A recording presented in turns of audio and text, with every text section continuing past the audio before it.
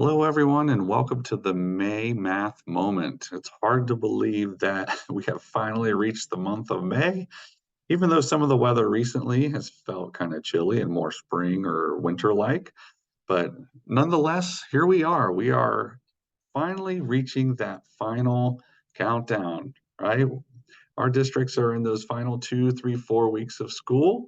And sometimes after that testing season, I've had some teachers ask, what are some of the most critical standards or concepts that I should cover in those final weeks? And it's a legit question, right? And so we feel like we've prepared our students throughout the year and reached the OST or the state testing.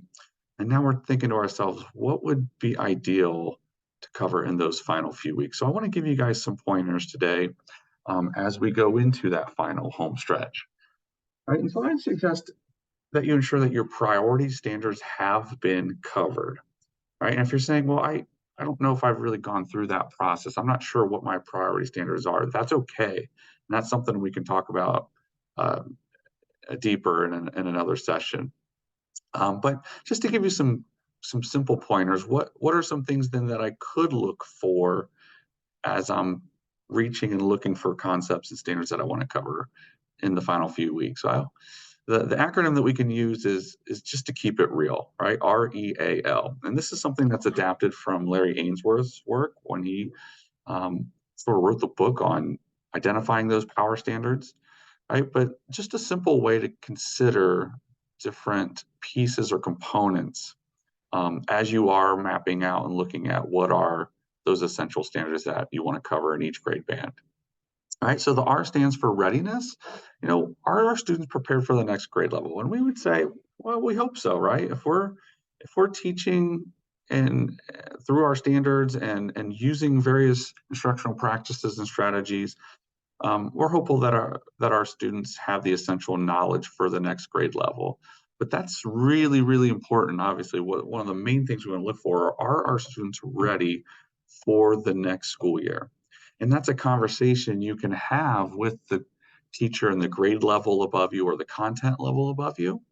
Right? Ask them what are some trends or what are some things they notice in their data, and what are some things that you can do to help prepare students for the next year.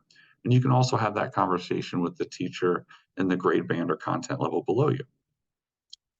The E stands for endurance.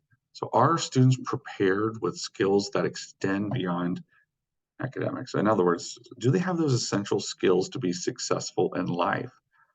So some certain standards that pop into mind for me. Are they good with simple computation skills? Can they add and subtract? Can they work with money? Can they work with measurements? Those are some of the lower level skills. But think about what standards and specific concepts would be beneficial for students to know and to have to be successful in life. The A stands for assessment, and I really lump that back into readiness. If we really truly prepared our students for the next grade level, then I think we've also at the same time prepared them for state and national assessments. All right, so just making sure that students know certain problem solving skills, but they can also transfer maybe procedures or logistical steps into problem solving and applications, because you do see a lot of that on the state assessment. Again, I think that sort of lumps into just being ready for the next level. And finally, leverage. Are there certain skills, concepts, or standards that are essential for students to be successful in multiple content areas? So I think of, are there mathematical skills that'll help students in science, in technology, in engineering classes, right? So that cross-curricular piece is something we want to look at as well.